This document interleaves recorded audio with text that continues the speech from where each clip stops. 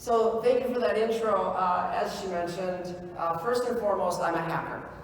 And so let me first of all address kind of the three of the biggest questions I get. One, no, I have never been to prison. If you want more details, we can talk about it later. I don't know the statute of limitations, so I generally don't share some things. But in all seriousness, number two, no, I will not help you hack your phone or your friend's phone or their Facebook account or anything along those lines. I'm sorry. My ethics, I have to keep them just a little bit higher. And number three, best hacker movie of all time, bar none, Sneakers with Harrison Ford. Not Harrison Ford, excuse me, Robert Redford. So, now that that's out of the way, let's get started. Wanted to talk to you guys today. Again, this is obviously the ethics and trust track. And so we had Jeffrey Ritter up here a few moments ago. I see a lot of the faces that were here for his discussion, talking about the idea of trust in our data. What I'm going to talk to you about today is how do we repair the trust that we have damaged, we as owners of technology systems, products, services, and so forth, that trust that we've damaged with our consumers. How do we start moving forward? And I'm going to talk to you about a few ways, a few frameworks that we can work with to make that happen. But the way I always like to begin is with a story. So let me introduce a couple to you. John and Mary. A few years ago, John and Mary found out they were pregnant. They were having their first child. So they did what any new expectant parents would do. They renovated a room in their house, turned it into a nursery. They planned baby showers and a coming home party. A couple months before Mary's ready to give birth, they were told by their doctor that due to a developmental issue, their new daughter was going to have to be watched very closely for how she slept. She needed to sleep in a very specific position, and that position needed to be maintained. If they weren't able to do that, if she were to roll over into the wrong position, it could have serious implications, including death. So John and Mary, realizing they can't be in that nursery every minute that that baby's in there sleeping, decided, well, let's look at these new video baby monitors that they have out there. If we had video, we can watch it on our smartphone from the living room. She can be upstairs sleeping, and we can make sure she stays in that position. Now, John and Mary also understood the threat of introducing that type of technology into their homes.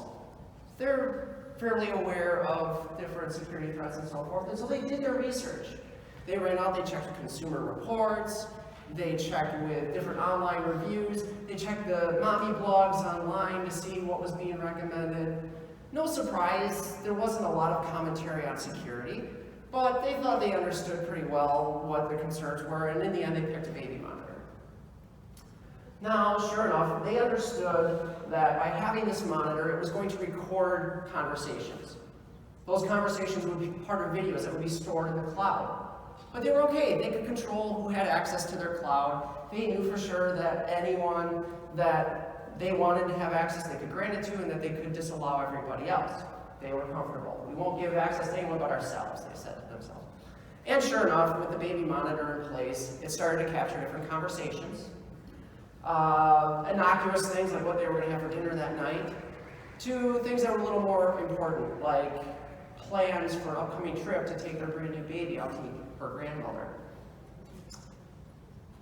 What John and Mary didn't know was that a year before they purchased that baby monitor, that manufacturer received a report from a hacker like myself, pointing out to them that they had a serious flaw in how they had implemented their AWS architecture. To be very specific, they were using very predictable serial numbers as part of the URL, and they were not using URL signing in AWS. So for the cloud folks out there, you kind of understand some of the implication of that. In addition, their serial numbers were sequential.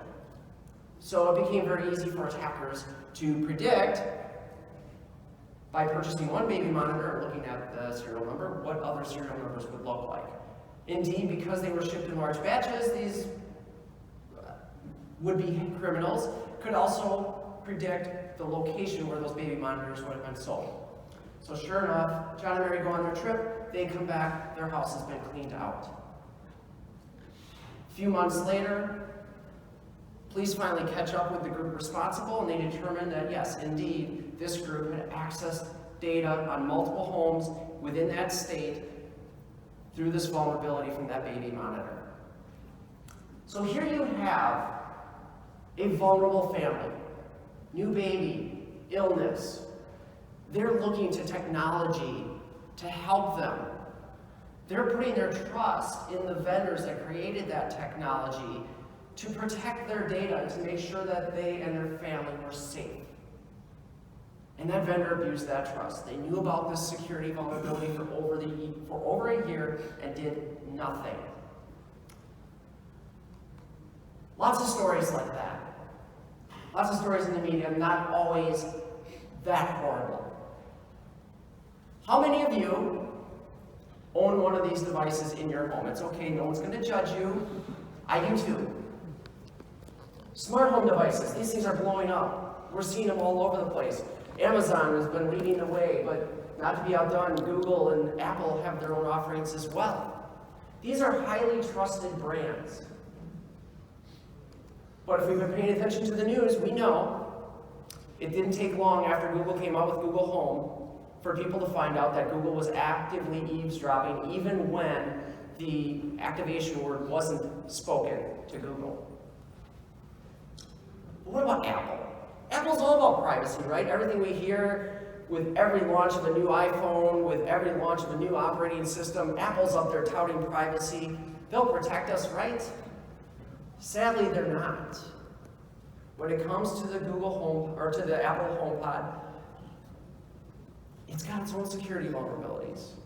And unfortunately, it's taking a long time to get these addressed because, as the headlines say, no one's even wanting to talk about them. What about the most trusted brand in the United States? Bar none, multiple surveys checking out who do you trust more than anyone else with your private data? It's Amazon every time. For sure, Amazon got this right. Less than a month ago, headline comes out. We find out that Amazon is processing failed commands within Alexa with offshore resources who listen to these conversations. Oftentimes we're finding out that the wake word wasn't even used, and they're listening to private conversations. But it's not just the devices. I know we had a question in the last session. What about social media? What about social media and trust? So let's look at our favorite social media platform. Everybody loves to talk about Facebook, right? So Ponyman Institute does regular surveys on trust factors related to many large organizations, Facebook included. And they ask users once a year, do you believe Facebook is committed to protecting your data? Well, in 2017, Facebook was doing awesome. 79% of consumers said, yeah, we trust Facebook, they're protecting our data. Right or wrong, that's what consumers believe. And when we look at consumers' decisions about how to procure or consume products and services, that trust factor weighs in huge. But then 2018 hit. They didn't just drop. They plummeted from 79% to 27%. Does anybody know what happened to Facebook in early 2018 that caused this drop? Way in the back. Cambridge Analytica. Does this name ring a bell now? News came out in early 2018 that Facebook had allowed a third-party company access to data through their API. Okay, we all know that. Hopefully, most of us do anyway, or we expect it. Right? It's in the privacy policy buried somewhere in the thousands of pages of privacy information. But then that third-party company was selling that data against Facebook's policies to Cambridge Analytica, who then was using it on behalf of a political party and a political campaign in our now well-documented 2016 election. So that hit Facebook hard. Facebook's the owner of that data. Consumers didn't care that their policy said you can't use it this way and this third party did it anyway. Facebook, you took my data and you let it be used so that this political party could target people with very specific messages. Mark Zuckerberg gets called before Congress. He has to answer for Facebook's privacy concerns. Meanwhile, as he's before these congressional committees, 2019 continues to march on and Facebook's getting no better. These types of headlines are the things that have slowly eroded our trust as consumers in the organizations that we provide our data to.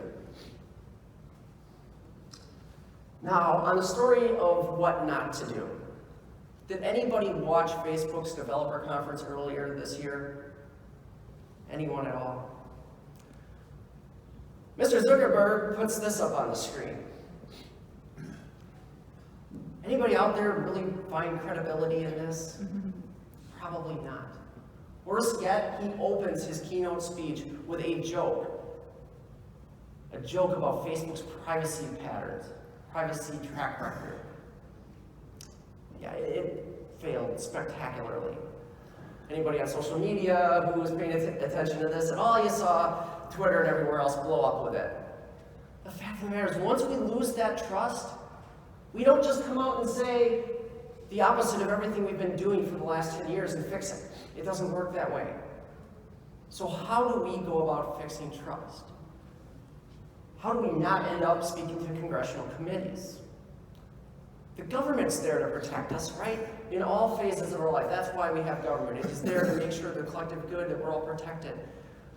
So what is the government doing in terms of one of the key pillars of our democracy? Voting. This is Rachel Toback. She's the CEO of Social Proof Security. These are stills from a video that Rachel published last year at the DEF CON Security Conference in Las Vegas, where they had voting machines on site for hackers to take a look at. This voting machine is used in 18 states, I believe, including here in Florida, so it might look familiar to some of you. In this video, she shows in under 2 minutes how an attacker can gain administrator access to this voting machine. The special tools that she needed to do this: a big pen. She was able to open it, remove the card reader, do all of that before even needing to use any tools at all. That was all with just a push of a button and pulling on the card reader. Then to reboot it, she had to actually open a locked compartment. That's where the big pen comes into play. It's a standard barrel lock, I think 5-tumbler they call it, with you stick a big pen in there once, it shapes it, you stick it in again, it unlocks the lock. So there, I just gave you a lock-picking lesson in about 2 seconds. We're doing well. That's what happens when we put a hacker on stage, right? So 2 minutes to hack what should be one of the most securely protected pieces of infrastructure in our democracy. The very root of our democracy is our ability to vote and to trust those votes. But this device is out there, and it's hackable, and it's easily hackable. These are the things that we see in the headlines every day. This is what is eroding our consumer trust. This is what causes a consumer trust crisis. I've had people argue this with me before. It's why I spend all this time justifying to you what the crisis truly is.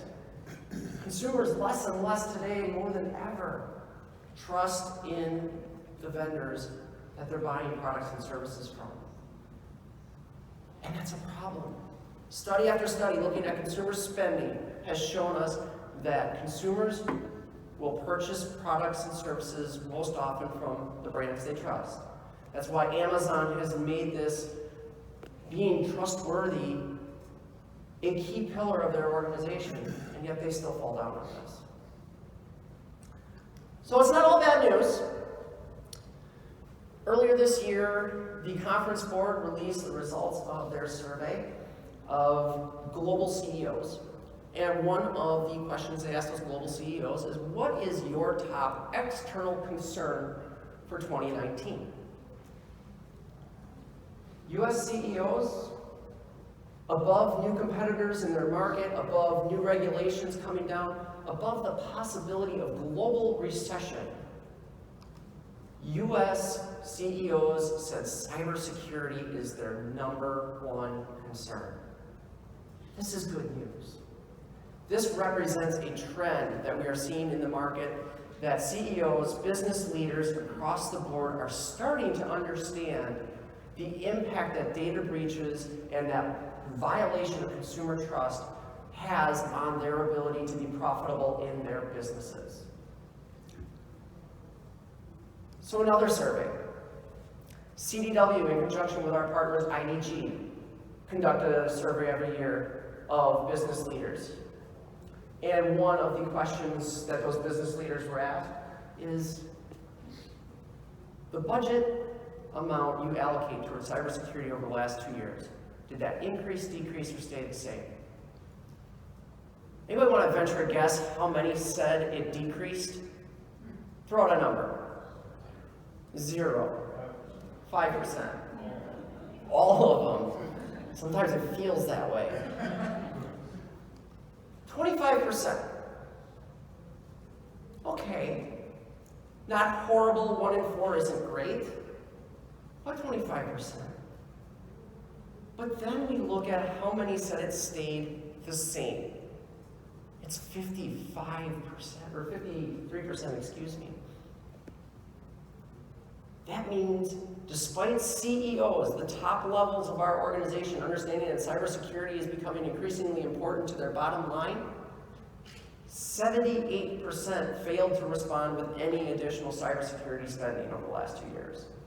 That means only 22% of those CEOs, those organizations as a whole, were able to increase their security budgets and start to address the problem, giving it an appropriate escalation the same way it's escalating in their minds. This puts us in a catch-22. This is why in this morning's session, was everybody in this morning's session when they asked us, what's the first word that comes to your mind when you see CIO? First one in my mind is overwhelmed. CIOs, CISOs, we're overwhelmed by this need to protect our infrastructure with the same money we've always had or less. So let's talk about how we got here. How did we get to this point where cybersecurity issues, breaches are blowing up at a level of unprecedented fashion? We've had record cybersecurity breaches here. There was, right away in January, 770 million email addresses and passwords were exposed. Biggest data breach ever. How did this happen? Why, if we understand that cybersecurity is critical to our business, why is it that we are still failing at this? Well, it starts with velocity. The velocity of business and technology today is faster than it has ever been. I don't think you're going to find many people who are going to argue with you that technology has accelerated the speed at which we need to go to market with new solutions. If we have a new innovation, that's got to hit the market fast, or somebody else is going to beat us to the market. And in today's world of social media, today's world of interconnectedness, consumers have very short attention spans. That organization, that innovator who gets to market first with something cool, new, different, problem-solving technology, they win the mind share. And then from there, they win the market share. So we know we have to move fast. And we're accelerating all the time in how we develop our technologies. The problem is when we accelerate, what happens? We skip steps. We don't do all of the steps that we know are necessary to remove the threats, to mitigate the threats, to remove the risks, to ensure that the quality of what we go to market with is strong. It's gotten to the point where quality of product is less of a consideration than being the first to market to win that mind share. And that's a result of our interconnected world. But it's not just the velocity. Technology is shifting everything. 20, 25 years ago, the things that we were creating were software. We were storing data, we were analyzing and processing data. It was all software. These weren't life and death decisions we were making. Sure, they affected businesses and they could be very important to us. But at the end of the day, it was all just data. That's changed. The products that we're creating today affect our very way of life. Pacemakers. An unimaginable thing that you can have a pacemaker installed in your body and your doctor 200 miles away can adjust the settings on that pacemaker over a wireless connection without you having to go into the office. This is exciting stuff. Smart locks. In this case, one designed very specifically for multi-tenant environments. This is great for landlords. I don't have to worry about my tenants losing their keys. I don't have to worry about changing the locks every time a tenant moves out. No, instead, I set them up on an app. I give them access. They can get into their apartment with their smartphone. I can control who has access to what parts of the building in different sections. Maybe we have collective areas like a pool or something that I can allow everybody into, but then still maintain the privacy of those individual apartments. When I have maintenance and vendor folks come in, I can grant them temporary access to specific locations and take that access away the minute they're done doing their repairs. That's exciting stuff, but it affects our way of life. On the far left here, driverless cars. Throughout the 20th century, I don't know about you, but I remember lots of cartoons and movies and books and articles talking about how we were going to have these autonomous cars as we deem them today. Uber experimented with this. We're seeing more and more. Waymo is doing this now in select markets. Vehicles that drive themselves with no input from the passenger. But we're speeding these to market.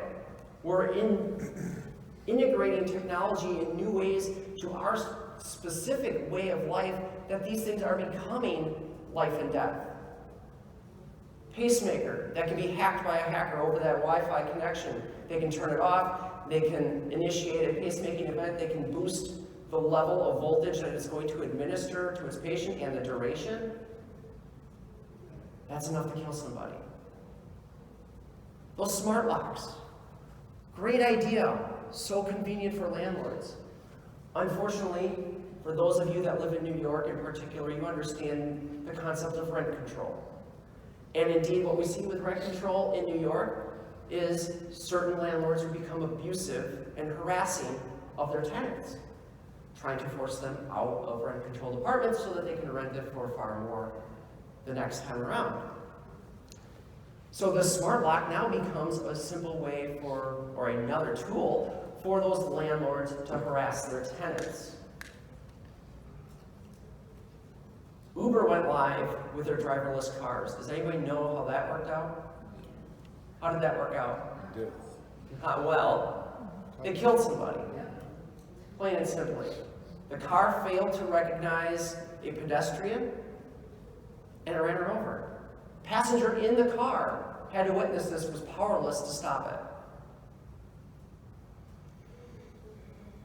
As we're faster to market and we're exploring these new technologies and spaces we've not worked in before, we don't have the time to consider threat models and really think about how that technology is going to be used and what some of those implications could be. Or if we do, we know that, hey, we'll put that on our backlog for the next release, but we got to get this out to market as soon as we can. These are the business decisions that are killing consumer trust because they're resulting in issues like these. And then finally, in today's world more than any other, we are collecting and storing and analyzing and processing unprecedented amounts of data. We have this concept called big data. And what do we do as businesses when we have this data? We want to use it to make our customers' experience better. We want to monetize it. And indeed, this is consistent with what consumers expect. There are various studies out there right now looking at what consumers' expectations are in terms of customized experience. Consumers want a customized experience. Healthcare. Patients want their doctors to have gobs of information about them before they ever go in to visit them in the office. These are the things that we're using big data for. We're storing terabytes upon terabytes upon terabytes of data, and we're running data analytics. We're using machine learning now to look at this data and to process it and make predictions and make business decisions. But the more data we hold, the higher the risk that it gets misused. I used Facebook as an example. They took their gobs of data and they put it out there to be sold. Sold to third parties who are going to use it to create new experiences. It sounds great. But the problem is, once that data leaves Facebook's control, there's no telling how it gets used, and we saw that with Cambridge Analytica. So we start piling all these factors together, right? We have this need to be fast to market. We know this. It's a complex world, we gotta move quicker. We're also making these forays into new technologies, new paradigms of technologies that affect our way of life. Every day, we see new products introduced that consumers are open arms to welcome into their worlds because they're exciting, they're fresh, they're new ideas, they're things that we only could imagine 20 years ago. I mean, I'm sitting here with a smartwatch on my wrist. I can make a phone call through this watch. I remember seeing that on the Jetsons. But these are all new. We're still learning what those technologies are all about. And on top of all of this, we have to make money.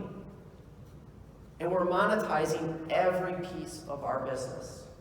Wherever we can find new ways to monetize what our capabilities are as a company, those are things we're seeking out. It's how we are growing in today's world of business. Organizations who thought they had stagnated and there was no place to expand are finding now that they have tons of data, and if we just monetize that, we use that, we sell it to our partners, or we analyze it in a different way, we can offer exciting new services. But these are a lot of variables that we've not had to deal with in the past. But that said, this doesn't mean security and privacy are impossible. Organizations, manufacturers, service providers, even charitable organizations have an opportunity today to stop the erosion of consumer trust before it gets any further. And it is a crisis. It's happening today. What the end road of this is, we don't know, but I don't want to find it out. So how can we start to look at things differently? If I go and I look at studies, various studies on how trust is built, you will find a vast array of sometimes conflicting opinions on trust. What are the factors that play into our trust decision? Now, in some cases, people will tell you there's 5 pillars, some will tell you there's 3 pillars, some will tell you there's 4. You'll see all sorts of different things. As I analyze it though, I choose to break it down. I see 3 things that really I can use as a framework when I want to try to rebuild trust that in many cases, I'm not even the one responsible for breaking that trust. I'm just guilty by association. The first of these is competence. When consumers look at your organization and they're making a decision on whether or not they trust your organization and whether or not they trust you enough to do business with your organization, the first thing they want to know is that you are competent of doing the things that you say you can do, that you can competently protect their data. And with every news headline out there about a data breach, that trust is reduced. This is a picture of Dover Castle.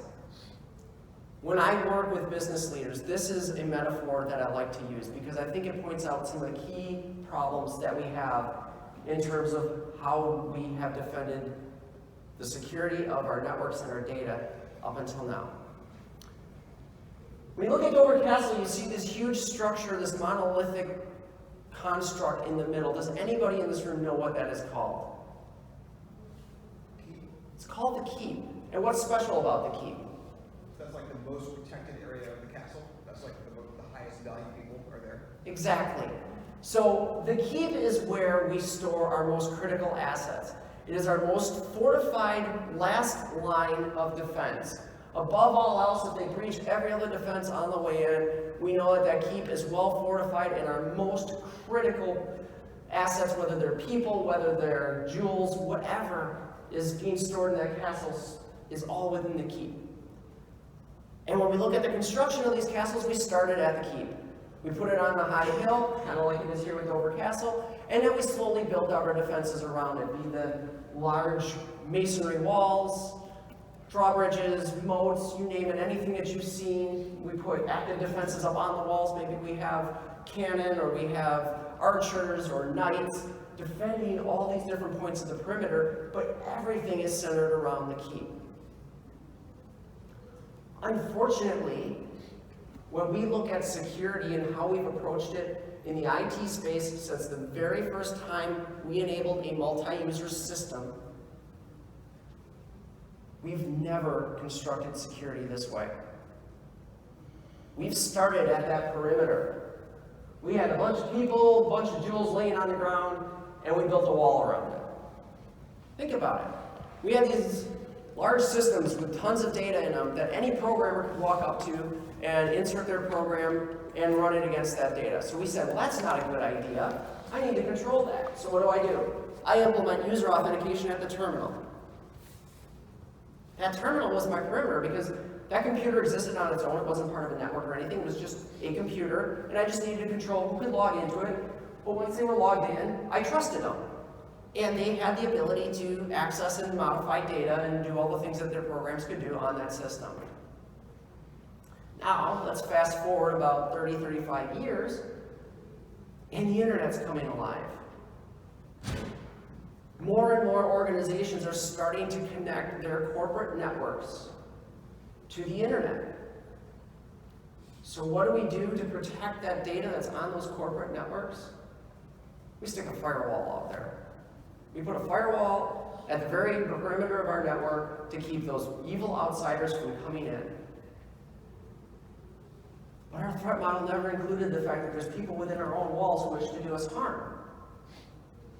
Our threat model never included there are people who can easily breach that most outside layer through weaknesses in how we've designed that system. And once they're in, we're weakly defended and they can go wherever they want. So to begin protecting our assets requires us first to understand what those assets are.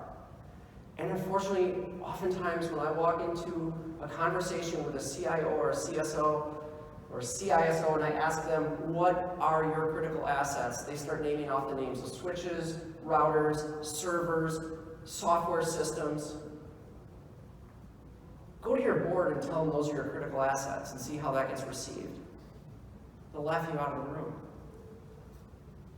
We need to understand business assets. As IT people, we need to be aware of what true business assets are. What are those things that are most critical to my organization that above all else I need to protect? And that's where our defenses begin. Now, certainly many of those and most of those will probably exist in IT systems somewhere. It might be data, it might be production lines, it might be personnel that we need to protect within our organization. And many of the controls around how we protect them will be technologically based. But we need to start there. And if we know that we start building our most well-fortified defenses at those critical assets and build out in layers, the same way I would with a castle. Now, when I have those less than trustworthy devices, for instance, bring your own mobile device to work, or the users who we know are more often than not, especially in today's world of data breaches, the single weakest link, the one most often compromised first, we push those to that outer edge.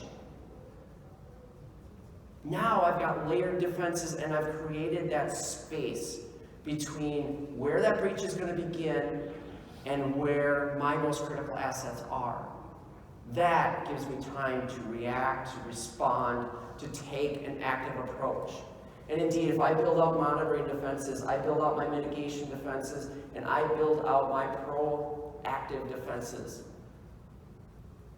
now I can start to expand the time from when I get breached to when they have access to my most critical assets. I give myself time to react. I create a longer span over which I might be able to detect that person who breached the wall and is now running through the yard. That's how we need to think about IT today.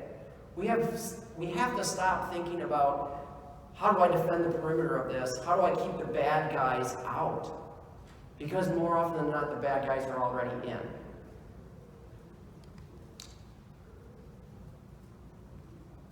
The second piece to building trust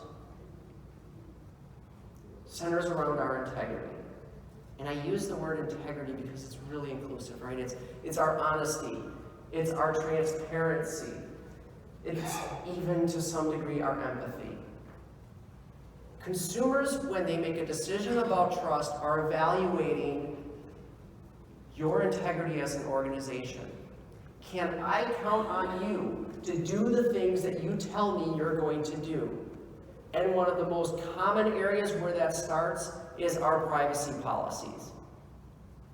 We are required by regulations today, hundreds of them, to create these massive documents of privacy policy. That policy is meant to exist as our notification to that customer or that consumer who's going to use our products or services to tell them what it is that we do with their data. Who owns it? Where does it go? What happens to it? What rights do they as consumers have over that data? The problem is, how many of you have read the 28-page Apple privacy policy in its entirety and actually understood it? It's long, it's tiny print, it's legal speak that is required, we need it, but how can we do better?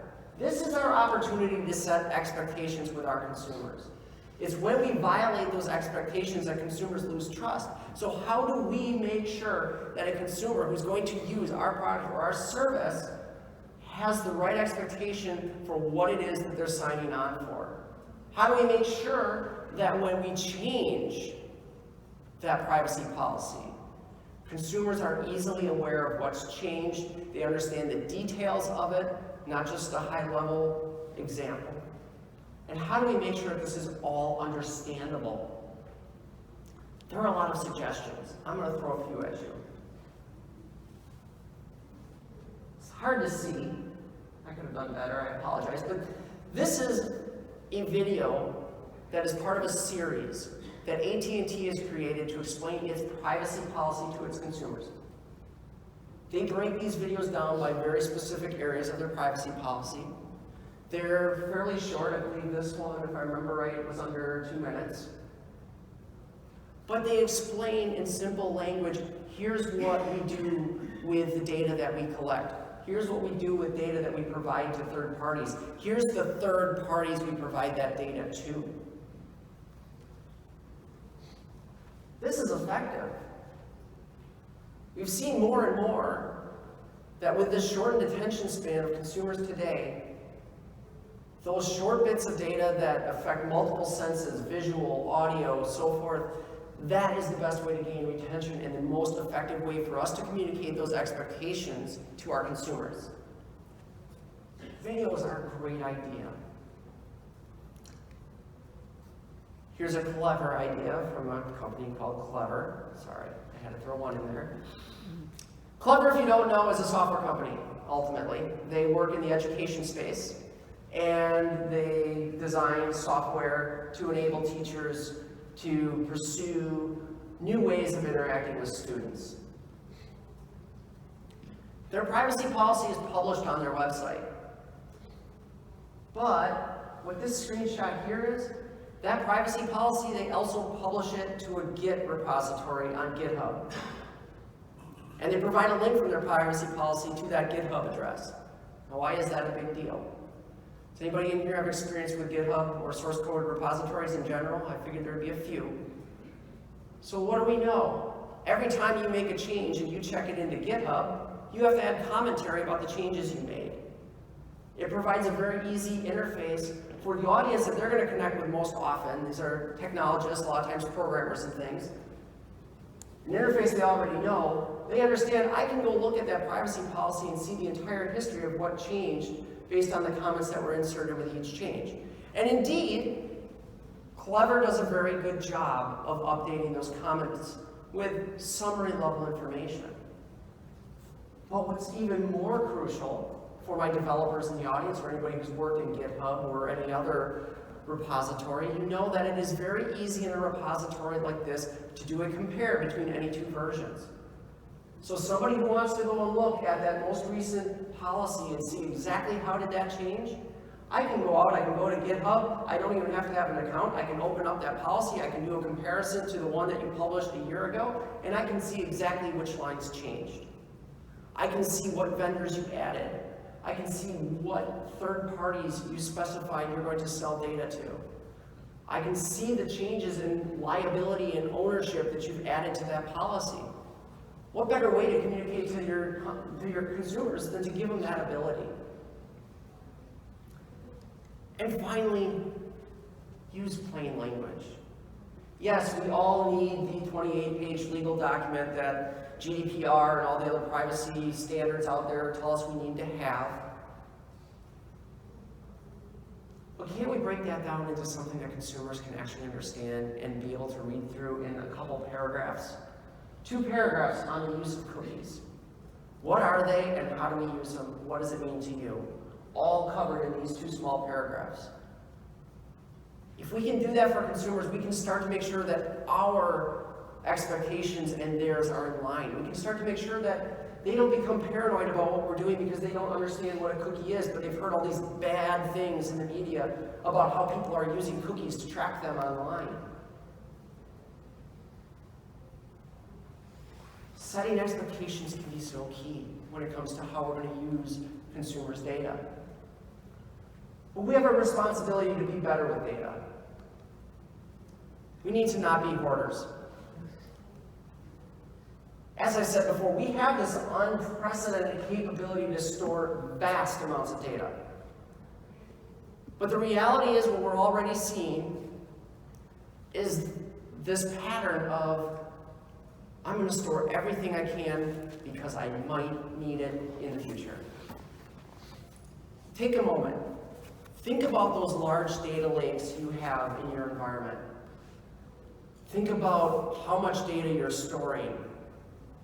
Now, what if you threw analytics on top of that did nothing but monitor what elements of data you actually use?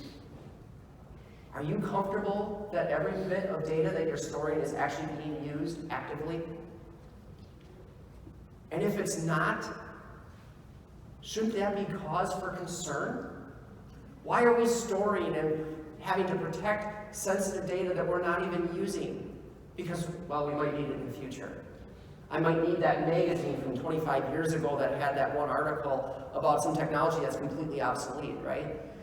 This is what leads to hoarding behavior. This is what we are doing in business today because we have the ability to do it and it's cheap.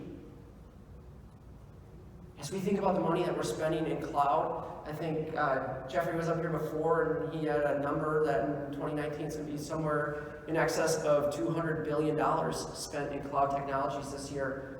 Cloud has enabled us to do this like no other. We have these elastic data centers that I can continue to build out and expand when I need more space. And so I do that. But I'm paying for all that space. On top of that, because I'm stuffing data in there that I'm not using, I'm increasing the risk, not only that it's going to get breached, but that when it gets breached, I'm going to set that next record for the number of elements of data that have been breached in one of these events. That's not a good position we want to be in. I seriously doubt there's anyone in here today who's looking at the amount of data that they're storing and really putting business metrics to the risk that that amount of data means, just in terms of its raw volume. That's a metric we need to consider moving forward. We're vastly interconnected in terms of this data. As we look to monetize this data, more and more of us are doing things like Facebook. We are using that data, that analytic, we're selling that to third-party organizations. We tell our consumers we're doing it, and they're okay with that to some degree. But when we take a stance, like Facebook has, that, hey, we just put the data out there, we sell it, we're not responsible for how they use it, we tell them what the policies are. That's not good enough. As I said before, consumers don't care that your third party violated your policy and how they were allowed to use that data. What consumers do care about? You're the one that collected my data. You're the one that let it get exposed.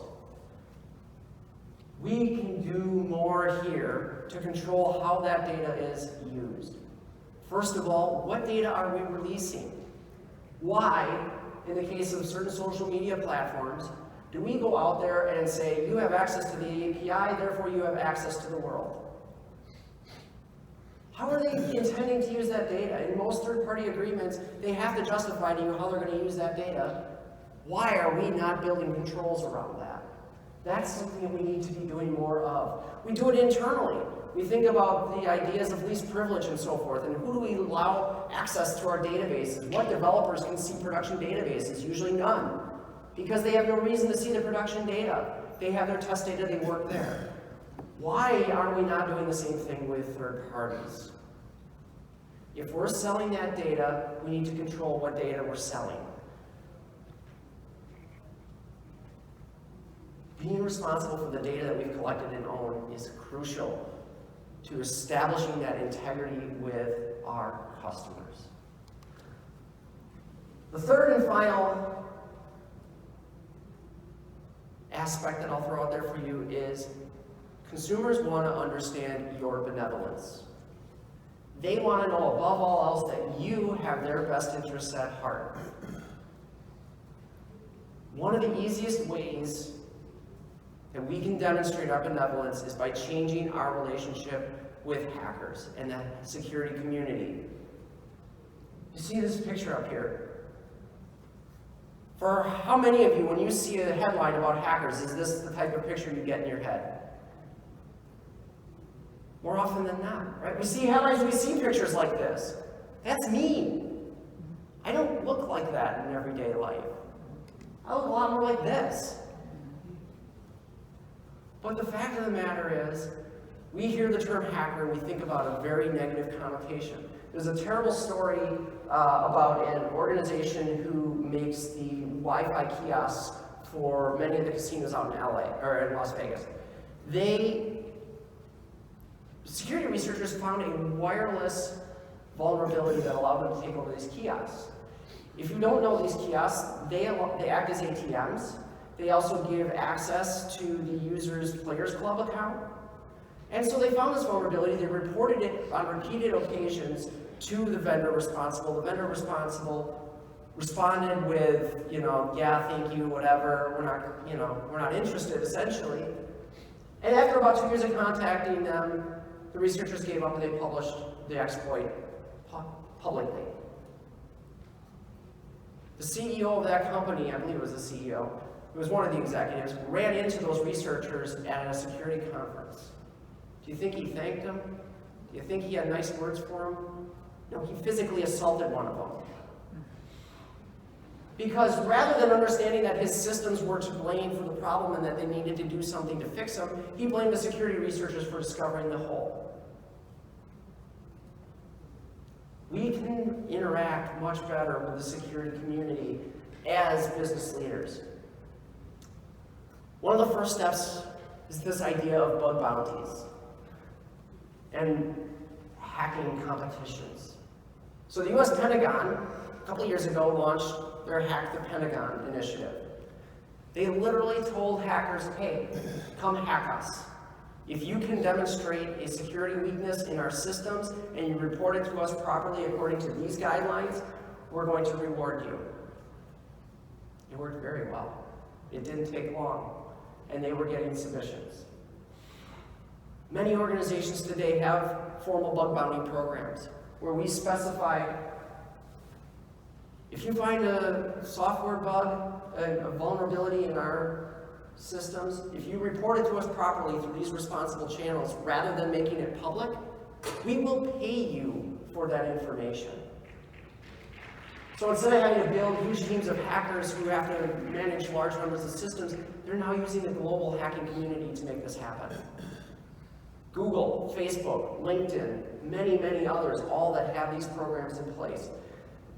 The US, as you saw in Rachel's video, has released voting stations to hacking conferences and to academic groups to find out where their vulnerabilities lie. We can work with security researchers and hackers to find our problems before the cyber criminals who are actually out to do us harm find those vulnerabilities. Now, building a program like this is tough. It's expensive, there's a lot of pitfalls. So there's easy ways to connect with the community. Here's two of them right here. HackerOne, BugCrowd. These are two crowdsourced bug bounty programs that you can interact with today. They have a community of hackers that they curate. They have organizations who come to them and say, hey, we want to place bug bounties. They will work with you to set the amount of what those bounties should be, the policies around how they get reported, and so forth. And now you have access to this established vast community of security researchers who will gladly go in there for a price to try to find your security vulnerabilities and make sure you're not paying far more in terms of incident response, in terms of legal ramifications, if and when you get breached by a vulnerability you did not know about. And then finally, I hope most in here know this, but in case you don't, you yourselves can interact with the hacker community. There are more conferences now than I can remember at any point in history.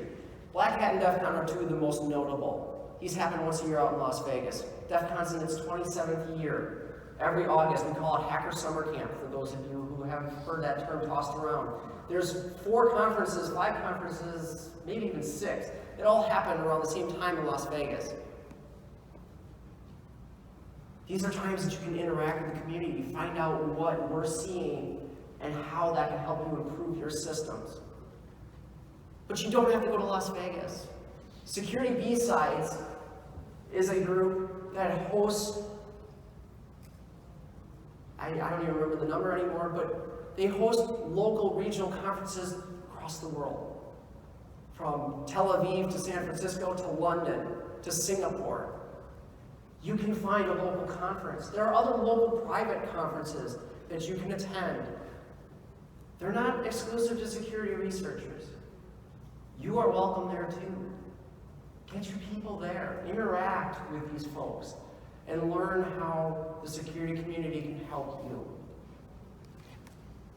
Before I wrap things up, I want to leave you with this quote.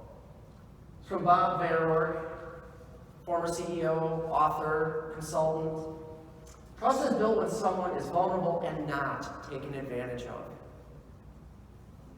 John and Mary and their new family were vulnerable.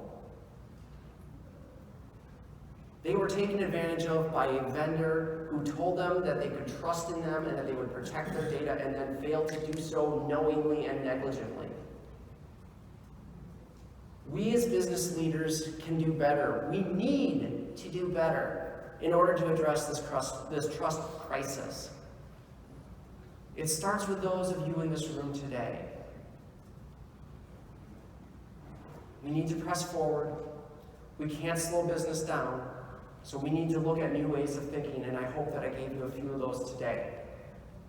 So I'd like to say thank you very much for being here today. My contact information is over here. The easiest way, honestly, is through Twitter. So if you want additional information, I can give you a business card. I'd be happy to after this session. The final piece I want to close out with, and unfortunately these are kind of hard to read with the lighting in here, a couple links to the surveys that I mentioned earlier from Ponymon and from the Global CEO survey. I believe you guys will be receiving materials, so you'll be able to get these links from there. Special thank you to Rachel Tobeck, again, CEO of Social Proof Security, for allowing me to use her video and her story. IDG Communications, who is a partner of CDW, and we work with regularly to do a lot of different analytics and so forth. And of course, CDW themselves for sponsoring not only this conference, but for my presence here with you guys today. Thank you very much. Have a wonderful conference.